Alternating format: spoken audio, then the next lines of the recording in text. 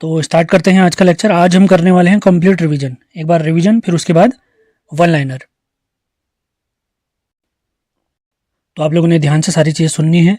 सबसे पहले हमने पढ़ा था व्याकरण किसे कहते हैं। व्याकरण, तो व्याकरण क्या था? किसी भी भाषा का उच्चारण, लेखन, उसका प्रयोग किस प्रकार से करेंगे, इसको समझाने वाला जो ग्रंथ है वही क्या है? व्याकरण है। फिर उसके बाद व्याकरण के हमने अंग देखे थे। व्याकरण के होते हैं 3 अंग। सबसे पहले वर्ण, सबसे छोटी इकाई होती है जो, उसके बाद शब्द, उससे बड़ी इकाई, उसके बाद आता है वाक्य। भाषा की सबसे छोटी इकाई अगर कहेंगे, छोटी इकाई या अंग है वर्ण या ध्वनि। अगर वह मौखिक रूप में है तो ध्वनि, लिखित रूप में है तो वर्ण। वर्णों के सार्थक क्रम को ही, वर्णों के सार्थक समूह को ही हम शब्द कहते हैं। इसका वाक्य क्या था? शब्दों के सार्थक समूह को या भाव या भावार्थ के आधार पर भाषा की सबसे छोटी इकाई क्या थी? वाक्य थी। हमारा चैप्टर था वर्ण विचार। तो वर्ण के हमने 2 भेद देखे थे। सबसे पहले देखा था स्वर, और स्वर के बाद देखा था व्यंजन। स्वर के कितने भेद हैं? 2 भेद हैं। व्यंजन के कितने भेद हैं? 2 भेद हैं, स्वर और व्यंजन। फिर स्वर को अलग अलग तरीके से 5 तरीकों से हमने बांटा था। तो स्वर और व्यंजन में 2 ही चीजें आपने याद रखनी है। नहीं करके एक पॉइंट याद रखना है, स्वतंत्र ध्वनियां, वे वर्ण जो स्वतंत्र हैं तो वे हैं स्वर, और जो स्वतंत्र नहीं हैं वे हैं व्यंजन। यानी स्वर की मदद से बोले जाने वाले वर्णों को व्यंजन कहते हैं। और प्रत्येक व्यंजन में एक स्वर छिपा होता है जिसे हम अ कहते हैं। जिसे क्या कहते हैं? अ कहते हैं। याद रखेंगे, अ छिपा होता है। इसके बाद हमने इनका वर्गीकरण करा था। सबसे पहला वर्गीकरण जो हमने किया था वो था मात्रा या उच्चारण काल के आधार पर। मात्रा या उच्चारण काल के आधार पर हिंदी में स्वर 2 प्रकार के थे। सबसे पहला था ह्रस्व या लघु या छोटा या एकमात्रिक स्वर, और दूसरा था दीर्घ या द्विमात्रिक या संधि स्वर। ह्रस्व स्वर मतलब मात्रा के आधार पर कितने प्रकार के स्वर हैं? 2 हैं। अगर संस्कृत में अगर बात करेंगे मात्रा के आधार पर कितने प्रकार के स्वर होते हैं, तो 3 प्रकार के होते हैं। हिंदी में ह्रस्व और दीर्घ, और संस्कृत में ह्रस्व, दीर्घ और प्लुत। अब ह्रस्व क्या था? जिनके उच्चारण में कम समय लगता है, एक मात्रा के बराबर समय लगता है। जिसके एग्जाम्पल हमने पढ़े थे ओ, ई, छोटा ऊ और री। और दीर्घ में क्या था? जिनके उच्चारण में ह्रस्व से अधिक समय लगेगा या 2 मात्रा के बराबर समय लगेगा। आ, बड़ी, बड़ा ऊ, ए, आई, ओ, औ। इसका प्लुत स्वर क्या होते हैं? जिनके उच्चारण में दीर्घ से भी अधिक समय लगेगा या जिनके उच्चारण में 2 मात्रा के बराबर समय लगता है, उसे हम कहते हैं प्लुत स्वर। इसके बाद जो अगला वर्गीकरण हमने देखा था स्वरों का, वो देखा था, जिसने प्रीवियस वीडियो नहीं देखे हैं बढ़िया से देखें, बहुत बड़ा तरीके से मैंने समझाया हुआ है। ओष्ठ की आकृति के आधार पर स्वर के प्रकार दिखे थे। तो वहां पर भी स्वर के प्रकार 2 थे, वृत्तमुखी या वृत्ताकार, और दूसरा था अवृत्तमुखी या अवृत्ताकार। वृत्तमुखी के अंतर्गत क्या थे? जिनके उच्चारण में जो हमारी होंठ की आकृति वृत्त के समान गोल हो जाती है, छोटा ऊ, बड़ा ऊ, ओ, औ। और एक अंग्रेजी का हमने जो आगत वर्ण लिया था वो भी इसी के अंतर्गत आता है, जैसे डॉक्टर, कॉलेज इत्यादि हम लिखते हैं। इसके अवृत्तमुखी में इसके अलावा बचे हुए जैसे अ, आ, छोटी, बड़ी, री, ए और आई। अगला वर्गीकरण हमने देखा था जीभ के प्रयोग के आधार पर स्वर। तो जीभ के प्रयोग के आधार पर स्वरों के टाइप थे 3। तो इसको भी बहुत बड़े तरीके से मैंने समझाया था। तो माना ये जीभ वाला पोर्शन है, ये आगे वाला हिस्सा, ये मध्य वाला हिस्सा और ये पश्च वाला हिस्सा। तो जीभ के आधार पर हमने स्वरों को 3 टाइप से बांटा था, अग्र, मध्य और पश्च। मध्य में हमने अ पकड़ा था। पश्च में हमने क्या बताया था कि 3 लिखकर बनने वाले अ के अलावा जो भी वर्ण है वो सब पश्च के अंतर्गत आएंगे। और अग्र में क्या होंगे? छोटी, बड़ी, ए और आई। मध्य में वाले लेना है, और अग्र की बात करें छोटी, बड़ी, ए और आई। इसके बाद अगला हमने देखा था मुख द्वार या मुखाकृति के आधार पर स्वरों के प्रकार। तो 4 प्रकार थे, विवृत्त, अर्धविवृत्त, संवृत्त और अर्धसंवृत्त। विवृत्त में क्या था? मुख द्वार पूरा खुलता है, इसका एग्जाम्पल था आ। अर्धविवृत्त में क्या था? विवृत्त का आधा मुख खुलेगा। संवृत्त में क्या था? मुख द्वार लगभग बंद रहेगा, मतलब थोड़ा सा खुलेगा। अर्धविवृत्त के एग्जाम्पल जो मैंने बताए थे अ, आई और औ। समवृत्त के एग्जाम्पल हैं छोटी ई, बड़ी ई, सब पढ़ा रखा है मैंने, ये कब सिर्फ रिवीजन किया जा रहा है यहाँ पे। छोटा ऊ, बड़ा ऊ और री। और अर्ध समृत्त में क्या आता है, समृत्त से भी कम मुख खुलेगा, लगभग मुख द्वार बंद रहता है, ए और ओ, ए और ओ। पांचों वर्गीकरण स्वरों का हमने देखा था अनुनासिकता के आधार पर। निर्नुनासिक नाक के बिना, अनुनासिक नाक के साथ। निर्नुनासिक मतलब ऐसे वर्ण जिनके उच्चारण में हवा केवल मुख द्वार से निकलेगी, नाक का कोई प्रयोग नहीं होगा। और अनुनासिक में क्या होगा, वर्ण के उच्चारण के लिए वायु जो है वो मुख के साथ साथ नाक से भी निकलेगी। तो स्वर ये हमारा कंप्लीट होता है। उसके बाद हमने इनको स्थान के आधार पर बांटा था। जैसे कंठ में आपको याद होगा अ और आ, ये कंठ के अंतर्गत आए थे। तालव्य की बात करें तो छोटी ई और बड़ी ई आई थी। मूर्धन्य की बात करें तो री हमारा मूर्धन्य के अंतर्गत आया था। उसके बाद ओष्ठ में छोटा ऊ और बड़ा ऊ आया था, छोटा ऊ और बड़ा ऊ। अनुनासिक में अंकी बिंदु और कंठ तालव्य काफी इंपॉर्टेंट है। कंठ और तालु दोनों का प्रयोग है ए और आई। और कंठ ओष्ठ में क्या होगा, कंठ और ओष्ठ वाली ध्वनियों के संयोग से ये बनते हैं। ओ और औ हमारे कंठ तालव्य के अंतर्गत आते हैं। तो स्वर वाला पोर्शन भी हमने रिवाइज कर लिया। और व्यंजन की परिभाषा क्या थी, व्यंजन क्या थे, जो स्वतंत्र ध्वनियां नहीं है, यानी जो स्वर की मदद से बोले जाते हैं, स्वर की सहायता से बोले जाने वाले वर्णों को क्या कहते हैं, हम व्यंजन कहते हैं। और प्रत्येक स्वर में हमारा एक स्वर छिपा, प्रत्येक व्यंजन में हमारा एक स्वर छिपा होता है, प्रत्येक व्यंजन में एक स्वर छिपा होता है जिसे हम कहते हैं अ। परंपरागत रूप से या मूल व्यंजनों की बात करें तो कितने थे, 33। 33 कैसे बनते थे, जब हमने अलग अलग तरीके से इनको बांटा था तो 33 में 25 तो हमारे बनते थे स्पर्श व्यंजन, 4 हमारे अंतस्थ और 4 हमारे बनते हैं ऊष्म व्यंजन, ये 33 हो गए। और व्यंजनों की कुल संख्या अगर कहेंगे तो ये है 39। 33 तो ये हो गए। इसके अलावा 2 आते हैं द्विगुण और 4 आते हैं संयुक्त व्यंजन। द्विगुण में क्या आते हैं, अड और ढ। ड और ढ के नीचे जो हम ताड़नजात बिंदु लगाते हैं, जैसे ये ड है इसके नीचे ये बिंदु लगा दें, ये ढ है इसके नीचे ये बिंदु लगा दें, ये हमारा ताड़नजात बिंदु हो जाएगा। तो ये द्विगुण के अंतर्गत आ गए। और संयुक्त में कौन कौन से थे, स्र, क्ष, त्र और ज्ञ।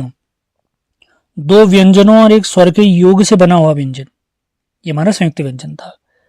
तो स्पर्श व्यंजन को हम वर्गीय व्यंजन भी कहते हैं क्योंकि इसमें 5 वर्ग होते हैं, क, च, ट, त और प। क वर्ग को कंठ वर्ग कहते हैं, च को तालव्य कहते हैं, ट को मूर्धन्य कहते हैं, दंत। तो वर्ग जो है जिसमें 5 वर्ण आते हैं, तो, थ, दो, ध, ये जितने वर्ग में पढ़ रहा हूँ सभी में 5 वर्ण आते हैं। तो को दंत कहते हैं और प को ओष्ठ वर्ग कहते हैं। अंतस्थ के अंतर्गत अगर बात करें तो अंतस्थ में 4 आते हैं, कौन कौन से, य, र, ल और व। ऊष्म में श, स, स और ह। 3 प्रकार के श थे। तीनों श के बारे में मैंने बढ़िया से पढ़ाया हुआ था। तीनों श को अगर बांटे तो पहला वाला जो श होता है ये तालव्य श होता है, ये मूर्धन्य श है, ये दंत श है या वत्स श भी कहते हैं इसको। और उसके बाद ह आता है। ये चीज़ आपको याद होंगी। अगर व्यंजनों की बात करें तो व्यंजनों की संख्या याद रखनी है। व्यंजनों की संख्या है, मूल व्यंजनों की संख्या है 33, कुल व्यंजनों की संख्या कहेंगे तो कुल व्यंजनों की संख्या बन जाती है हमारी 39। इसके बाद हमने घोषत्व के आधार पर वर्णों को बांटा था, यानी व्यंजनों को बांटा था। तो घोषत्व के आधार पर जो हमारे व्यंजन थे वो 2 प्रकार के थे, एक था अघोष और एक था सघोष। नोट्स में मैंने अघोष को घोष लिख दिया था तो उसको आपने कट कर देना है। सघोष को ही घोष भी कहते हैं, सघोष को ही घोष भी कहते हैं, ये आपने नोट डाउन कर लेना है, नोट्स में इसको सही कर लेना है। हमने गलती से अघोष और घोष साथ में लिख दिए थे, अघोष अलग है और सघोष को ही घोष भी कहते हैं, तो आपने ये कट कर देना है, इस पर ध्यान देना है। मैं फिर से रिपीट कर रहा हूँ। तो अघोष के अंतर्गत क्या होते हैं, जो हमने 5 वर्ग देखे थे, क, च, ट, त और प वर्ग। तो इन वर्गों का पहला और दूसरा वर्ण, जैसे क वर्ग की बात करें तो क और ख, च वर्ग की बात करूँ तो च और छ, इस प्रकार से। यानी 5 वर्ग के स्टार्टिंग के जो 2 वर्ण हैं वो हमारे अघोष के अंतर्गत आएंगे। और जो हमारे ऊष्म व्यंजन थे श, श, स, ये तीनों हमारे इसी के अंतर्गत आएंगे, अघोष के अंतर्गत। अब सघोष में क्या होंगे, प्रत्येक वर्ग का तीसरा, चौथा और पांचवा वर्ण। जैसे क और ख तो हमारे चले गए अघोष में, तो ग, घ, ङ ये घोष या सघोष में चले जाएंगे। इसी के साथ अंतस्थ व्यंजन य, र, ल, व, इसी के साथ ह भी हमारा किसके अंतर्गत चल जाएगा, सघोष के अंतर्गत चले जाएगा। और वो पॉइंट आप लोगों ने सही कर लेना है, अघोष के साथ अपने घोष भी लिखा था, उस घोष को आपने कट करना है, वो घोष हमारा सघोष है, ये ध्यान देंगे। इसके बाद जो वर्गीकरण हमने किया था प्राण वायु के आधार पर, प्राण वायु के आधार पर हमने व्यंजनों को बांटा था, अपने वर्णों को बांटा था। अगर आप याद करें तो इसमें क्या था, अल्प प्राण और महाप्राण। प्राण मतलब वायु की बात हो रही है, जिन वर्णों के उच्चारण में कम वायु की आवश्यकता हो, अल्प प्राण, और अधिक वायु की आवश्यकता होगी तो वहां क्या हो जाएंगे, महाप्राण हो जाएंगे। 1 2 3 4 5। अल्प प्राण की बात करें तो अल्प महा, अल्प महा, फिर अल्प, मतलब पहला अल्प फिर महा, अल्प फिर महा, फिर उसके बाद अल्प, यानी पहला, तीसरा और पांचवा वर्ण प्रत्येक वर्ग का, क से लेकर क, च, ट, त, प वर्ग का, ये हमारा अल्प प्राण होता है। तो दूसरा और चौथा क्या होते हैं, हमारे महाप्राण होते हैं। अल्प प्राण के अंतर्गत सभी अंतस्थ व्यंजन में आते हैं, यानी य, र, ल, व, और सभी जो हमारे स्वर हैं वे भी अल्प प्राण है। महाप्राण की बात करें तो प्रत्येक वर्ग का दूसरा और चौथा वर्ण, इसी के साथ चारों ऊष्म व्यंजन यानी श, स, स और ह, इसी के साथ विसर्ग, ये सभी हमारे किसके अंतर्गत आते हैं, महाप्राण के अंतर्गत आते हैं। इसके बाद हमने अपना जो देखा था व्यंजन के अंतर्गत उच्चारण के आधार पर इनको बांटा था, ये काफी इंपॉर्टेंट भी था, इस पर विशेष फोकस करेंगे। तो उच्चारण के आधार पर हमने अलग अलग तरीके से देखा था। एक हमने देखा था स्पर्शी व्यंजन। स्पर्शी में हमने क्या किया था, जो हमारे क, ट, त और प वर्ग हैं, क, ट, त और प वर्ग, इन चारों वर्गों के शुरुआत के चार वर्ण, जैसे क वर्ग की बात करें तो क, ख, ग, घ, ट वर्ग के चार वर्णों की बात करें तो ट, ठ, ड, ढ। तो ऐसे ये इन चार वर्गों के चार वर्ण, चार चक्को 16 वर्ण हमारे क्या हैं, स्पर्शी हैं। तो च वर्ग कहाँ चले जाता है, च, छ, ज, झ, तो च वर्ग के चारों वर्ण चले जाते हैं स्पर्श संघर्षी के अंतर्गत। स्पर्श तो है लेकिन संघर्षी भी हैं। अब हमने क्या देखा, इन पांचों वर्गों का पांचवा वर्ण गायब है। जैसे क वर्ग की बात करें तो ङ, जैसे म गायब है हमारा, ण गायब है, यो गायब है, तो ये हमारे चले जाते हैं, प्रत्येक वर्ग का पांचवा वर्ण हमारा नासिक के अंतर्गत चल जाता है। अब सिर्फ संघर्षी या ऊष्म संघर्षी की बात करेगा तो तीनों श, स और ह आ जाएंगे। नासिक के हमने देख लिया है। य और व जो हमारे हैं इन्हें अर्धस्वर भी कहते हैं और इन्हें संघर्षहीन वर्ण भी कहते हैं। प्रकंपित की बात करें, र की बात करें तो ये प्रकंपित के अंतर्गत आता है। ल की बात करें तो ये पार्श्विक के अंतर्गत आता है।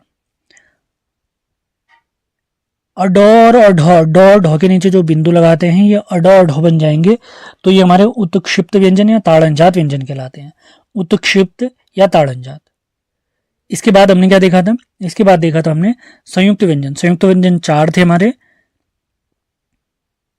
कौन कौन से, क्ष, त्र, ज्ञ और स्र। संयुक्त व्यंजन की सिंपल परिभाषा क्या थी, दो व्यंजनों और एक स्वर के संयोग से बना हुआ व्यंजन। क्ष, त्र, ज्ञ। जैसे त्र की बात अगर मैं करूं तो त हलंत प्लस र इसमें छिपा हुआ है, र के नीचे अगर हलंत लगाऊंगा तो अ भी जोड़ना पड़ेगा। ज्ञ की बात करूं, ये ज्ञ होता है, इसके अंदर ज्ञ प्लस यो छिपा हुआ है। अब यो के नीचे हलंत लगाऊंगा तो अ लिखना पड़ जाएगा। उम्मीद है ये चीजें, ये कंप्लीट रिवीजन जो हमने किया है आपका बढ़िया से रिवीजन हो गया होगा। अब देखते हैं आज का लेक्चर। आज जो हमने देखने हैं इंपॉर्टेंट वन लाइनर और बहुत सारी इंपॉर्टेंट चीजें जो इस चैप्टर की बची हुई हैं। आगे बढ़ते हैं, अब देखते हैं ड और ढ के पहचान के नियम। ड और ढ, ड और ढ का प्रयोग वाक्य के प्रारंभ में होता है तो बिंदी या ताड़नजात बिंदु का प्रयोग नहीं किया जाएगा। जैसे डमरू, ढक्कन एक इसके प्रॉपर एग्जाम्पल है। अगला पॉइंट है ड और ढ से पूर्व अनुस्वार हो तो बिंदी का प्रयोग या ताड़नजात बिंदु का प्रयोग नहीं किया जाएगा। जैसे गंदा, गौ के ऊपर अंकी बिंदु जो है वो अनुस्वार है। उसके बाद खंड, पंडाल, इस तरीके से। ये गंदा वाला एग्जाम्पल कट कर दें, जैसे खंड हो गया और पंडाल, इस तरीके से। अगला पॉइंट है ड व ढ से पूर्व अधूरा पंचम वर्ण हो। पंचम वर्ण कौन कौन से थे? जैसे क वर की बात करें, ङ, जिनको हमने नासिक्य व्यंजन कहा था, तो वही हमारे पंचम वर्ण है। तो उसके बारे में क्या कहा गया है? ड और ढ से पूर्व अधूरा पंचम वर्ण हो तो बिंदी का प्रयोग नहीं किया जाएगा। जैसे पंडित, ड से पहले देखिए ण है, यहां पर प्रकांड में ड से पहले क्या है? ण है। अगला पॉइंट देखते हैं, ड और ढ का प्रयोग तत्सम संस्कृत भाषा के शब्दों में हो जाए। ड और ढ का प्रयोग तत्सम या संस्कृत भाषा के शब्दों में हो जाए तो इनके नीचे बिंदी का प्रयोग नहीं किया जाएगा, ताड़नजात बिंदु का प्रयोग नहीं किया जाएगा। तत्सम माने संस्कृत के शब्द।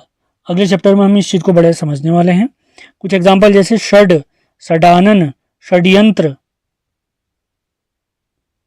ये सभी हमारे तत्सम शब्द है।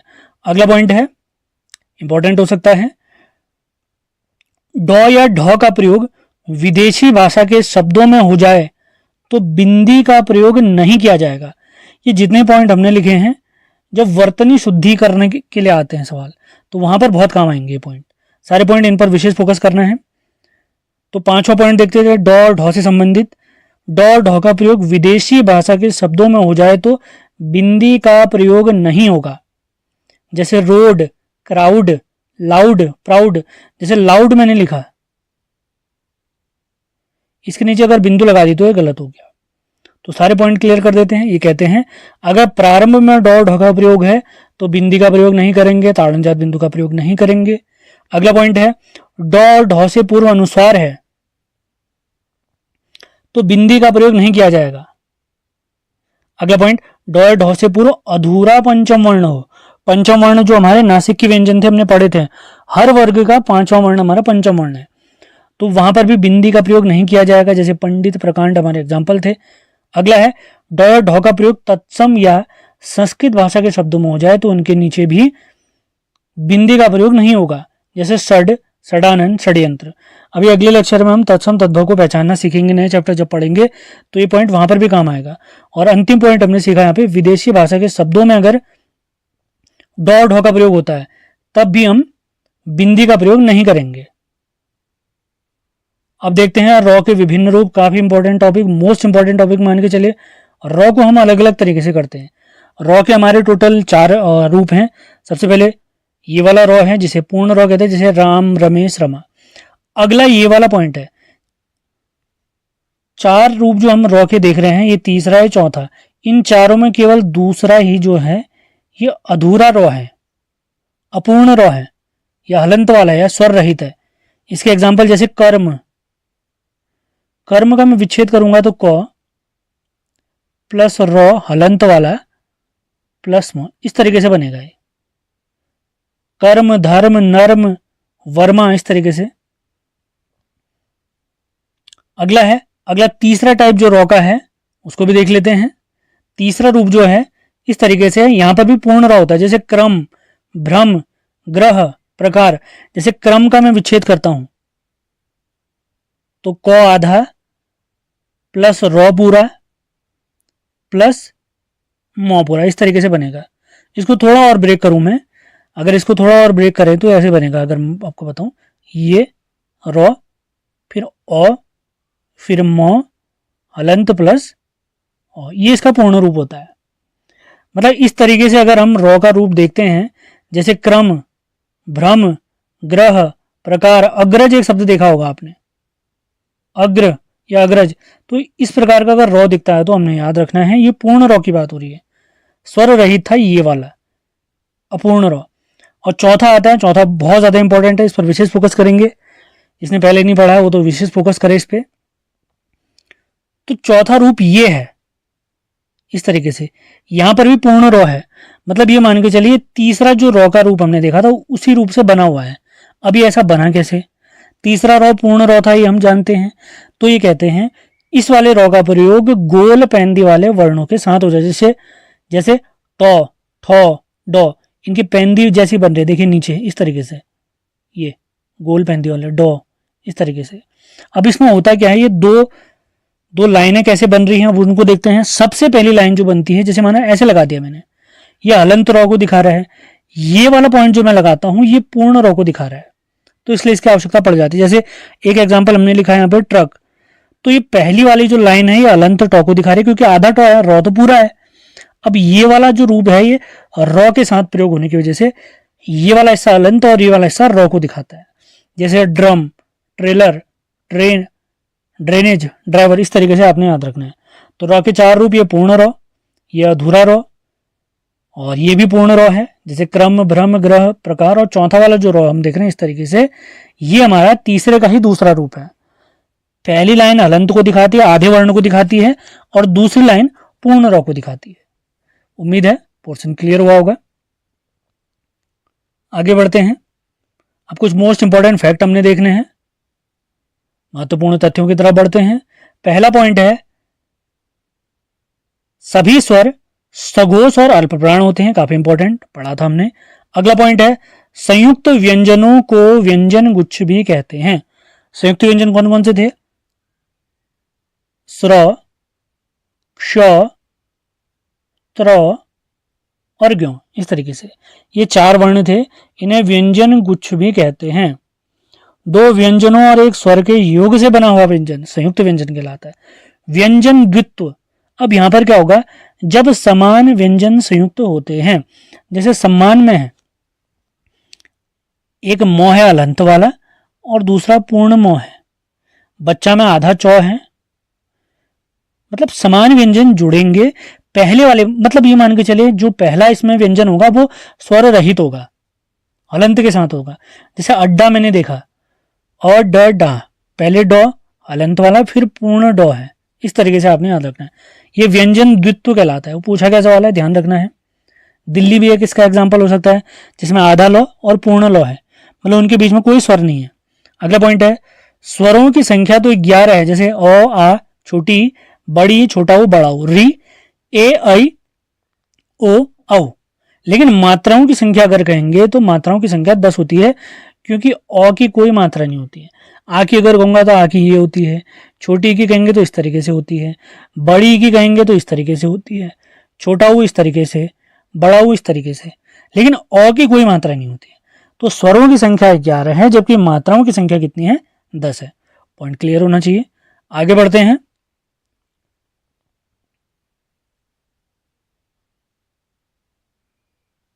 बंदी रक्षक की जिनकी परीक्षा है उन लोगों के लिए हमने नया बैच स्टार्ट किया है।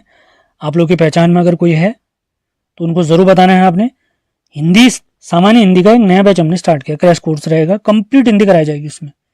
अगला पॉइंट है, स्पर्श व्यंजन का अन्य नाम वर्गीय व्यंजन या उदित व्यंजन है। स्पर्श व्यंजन 5 वर्गों में बटे हैं और हर वर्ग में 5 वर्ण हैं, तो इन वर्णों की संख्या कितनी हो जाती थी, 25 हो जाती थी। वर्ष या दंत मूल वर्ण है न, ल, र, स और जो। हाल ही में पूछा गया सवाल है वीडियो में, पीडीओ में, वत्स या दंत मूल वर्ण, तालु के आसपास वाला कह सकते हैं, मतलब दंत मूल, पीछे वाले जो दांत होते हैं, दांत का पीछे वाला जो हिस्सा, वहां वाला हिस्सा, उससे इनका उच्चारण होगा, याद रखेंगे। न, ल, र, स, ज। अगला पॉइंट है, भाषा की सार्थक इकाई या सबसे बड़ी इकाई वाक्य। वाक्य से छोटी इकाई उपवाक्य। उपवाक्य से छोटी इकाई पदबंध। पदबंध से छोटी इकाई पद, यानी जिसे हम शब्द भी कहते हैं। पद से छोटी इकाई अक्षर। और भाषा की सबसे छोटी इकाई ये बनती है ध्वनि या वर्ण। ध्वनि के बारे में हमने पढ़ा था, ध्वनि क्या था, वाक्य और शब्द तो हमने पढ़ना ही पढ़ना है आगे, ध्वनि और वर्ण हम पढ़ चुके हैं। भाषा की सबसे छोटी लिखित इकाई अगर कहेंगे तो वो वर्ण होती है। भाषा की सबसे छोटी मौखिक इकाई वो ध्वनि हो जाती है। अब अक्षर और ध्वनि में क्या अंतर है, जैसे एक शब्द मैंने लिया राम, हमने एक शब्द लिया है, इसमें अक्षर जो है रा है और मो है, जबकि वर्ण कौन से हैं, र प्लस आ उसमें छुपा हुआ है, प्लस मो हलंत वाला और उसमें ओ छिपा हुआ है, यानी कंप्लीट विच्छेद कर देंगे तो वर्ण बन जाएगा। जैसे मैंने रमेश लिखा, अक्षर कहेंगे तो र, में और श है यहां पर, लेकिन वर्ण कहेंगे तो र हलंत प्लस ओ। मो को कैसे ब्रेक करेंगे, मो हलंत प्लस एक ही मात्रा, ऐसे 100 को भी ब्रेक करेंगे। उम्मीद है पॉइंट क्लियर हुए हैं। अब ये पद जो पॉइंट में आपको दिख रहा है, ध्यान रखना है, वाक्य में प्रयुक्त प्रत्येक शब्द को हम क्या कहते हैं? पद कहते हैं। भाषा की सबसे छोटी इकाई हमने वर्ण बनाई थी। वर्णों का सार्थक क्रम क्या था? शब्द था। शब्दों का सार्थक क्रम क्या था? व्यवस्थित क्रम क्या था? वाक्य। यानी वर्ण से ही शब्द बनेंगे, शब्द से ही वाक्य बनेंगे। तो वाक्य में प्रयुक्त प्रत्येक शब्द को क्या कहते हैं? हम पद भी कहते हैं। ये याद रखेंगे, इंपॉर्टेंट है। आगे बढ़ते हैं। ये सारी चीजें डिटेल में हमने पढ़नी है। अभी हमारा विशेष फोकस जो वर्ण वाला चैप्टर हमारा चल रहा है उसके वन लाइनर की तरफ है। अगले पॉइंट की तरफ बढ़ते हैं, इंपॉर्टेंट हो सकता है, ध्यान देंगे, विशेष फोकस करेंगे। मूल स्वर या जड़ स्वर या नैसर्गिक स्वर या बीजाक्षर स्वर कौन कौन से हैं? अ, छोटी ई, छोटा ऊ और री। इन्हें हमने मात्रा के आधार पर ह्रस्व स्वर भी कहा था। लघु स्वर, छोटा स्वर।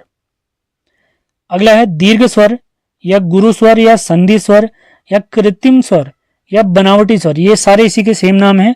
तो इसके अंतर्गत आते हैं आ, बड़ी, बड़ा ऊ, बड़ा ऊ के बाद ए, फिर आई, ओ, औ। ये सारे हमारे किस में आएंगे? दीर्घ, गुरु, संधि, कृत्रिम या बनावटी स्वर की तरफ। अगले पॉइंट की तरफ बढ़ते हैं। मूल दीर्घ स्वर या सजाती संधि स्वर के अंतर्गत आते हैं आ, बड़ी और बड़ा ऊ। जबकि संयुक्त दीर्घ स्वर या विजातीय संधि स्वर के अंतर्गत आएंगे ए, आई, ओ, औ। इन्हें संधि स्वर क्यों कहा था? क्योंकि गुण और वृद्धि संधि के एग्जाम्पल इसी के थ्रू बन रहे थे। यानी इनको हम मूल स्वरों की मदद से ही बना पाते हैं। अगले पॉइंट की तरफ बढ़ते हैं।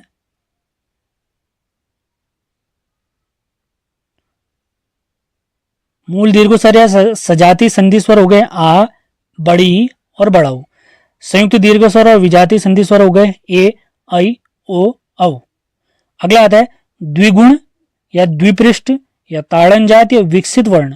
ये है अड और अढ। ये लिखा मैंने ड, इसके नीचे ताड़नजात बिंदु लगा दूंगा तो अड बन जाएगा। ये हमारा ढ है। ढ के नीचे अगर मैं एक बिंदु लगा देता हूं जिसे हम ताड़नजात बिंदु कहते हैं, ये अढ बन जाएगा। अड, अढ। इन्हें विकसित वर्ण, ताड़नजात वर्ण, द्विपृष्ठ वर्ण या द्विगुण वर्ण भी कहते हैं। आगे बढ़ते हैं। आगत ध्वनि आ को पश्च स्वर के अंतर्गत रखा जाता है। जीभ के प्रयोग के आधार पर हमने 3 टाइप देखे थे, आपको याद आ रहे होंगे। तो ये पश्च स्वर के अंतर्गत आता है। अगले पॉइंट की तरफ बढ़ते हैं। जब हमने मात्रा के आधार पर स्वर के प्रकार देखे थे, हिंदी में तो 2 प्रकार होते हैं मात्रा उच्चारण के आधार पर, ह्रस्व और दीर्घ। जबकि संस्कृत में एक और प्रकार होता है प्लुत, जिसे त्रिमात्रिक स्वर भी कहते हैं, जिनके उच्चारण में सबसे ज्यादा समय लगता है, जिनके उच्चारण में दीर्घ से भी ज्यादा और ह्रस्व का 3 गुना समय लगता है। तो प्लुत स्वर है। प्लुत स्वर का शाब्दिक अर्थ होता है उछलता हुआ, उछलता हुआ। इसका एक प्रॉपर एग्जाम्पल हमने देखा था ओम, और इसका जो पहचान चिन्ह है वो 3 है, याद रखेंगे। 3 मात्रा के बराबर इसमें समय लगता है। इसी प्लुत स्वर को हम बहुमात्रिक स्वर भी कहते हैं।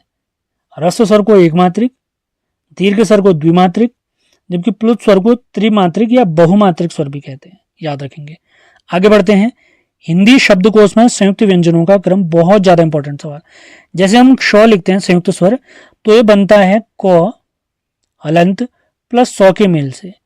यानी जैसे ही क वर्ण हमारे शब्दकोश में समाप्त होंगे, उसके बाद क्ष को ही हम देखेंगे, क्योंकि क के योग से ही बन रहा है। वैसे त्र की बात है, ये त और र के योग से बनता है, त हलंत प्लस र। यानी तो के बाद ही ये शब्द आएंगे, तो के बाद थो नहीं आएगा। तो के बाद पहले त्र निपटाना पड़ेगा हमने, क्योंकि ये तो के योग से ही बना है त्र। उसके बाद ज्यो आता है, ज्यो के अंतर्गत भी बात करते हैं। ज्यो हमारा कैसे बनता है? ज्यो और यो के योग से, यानी शब्दकोश में इसकी बारी किसके बाद आने वाली है? ज्यो के वर्ण जैसे समाप्त होंगे वैसे ज्ञो वर्ण हमारा आ जाएगा। उसके बाद आता है श्र। श्र बनता है सौ, तालब्य श प्लस र के योग से, यानी तालब्य श के वर्ण जैसे शब्दकोश में समाप्त होंगे, हमारा स्र वर्ण के शब्द आने लग जाएंगे। इसी के साथ आज का हमारा सेशन समाप्त होता है। ये टॉपिक हमने समाप्त कर लिया है।